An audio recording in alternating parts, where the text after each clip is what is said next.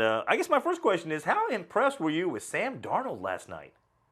Yeah, Sam Darnold, the darling, I think, for USC. This kid has come in with what was the fourth game of the season, and he has turned around this program and also turned around the season for Clay Helton. Clay Helton now is the first-year coach in USC history in 40 years to get to 10 wins. Would you have said that back in September? No. So I think the combination of Darnold and Helton has really been amazing. But to me, I think Darnold has just been so poised throughout this process. And you saw it yesterday down the stretch in the game. He doesn't ever seem rattled, even in his post-game interviews for a redshirt freshman, to speak the way he does and to keep himself poised the way he does. You know, he put together an 80-yard game time drive with 2 minutes left. He's just a clutch player. And to me, talk about this Heisman race, this guy's right towards the top for next season, and he has really turned around USC. And USC is one of those programs like Penn State, like Michigan, like Ohio State and Alabama.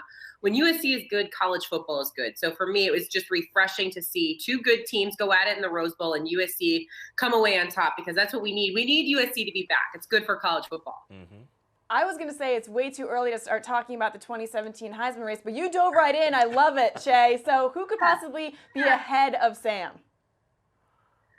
Be ahead of him? I don't know. I think he's right towards the top. Again, being so young. Maybe Jalen Hurts. I guess he's the obvious answer here. Someone competing for the national championship and being so young like Sam Darnold did. So I guess Jalen Hurts out of Alabama would be my ahead of him person. But Lamar Jackson, you have to put into the race, of course, the winner from this year, although it doesn't always seem to work out for the second-year Heisman candidate because they always seems a Heisman hangover, which we saw with Louisville in their bowl game. You got to put Trace McSorley in there, of course. I mean, let's not underestimate what he did. Despite throwing 2 picks yesterday, his offense looked very impressive. Penn State did, and they've really turned things around this season.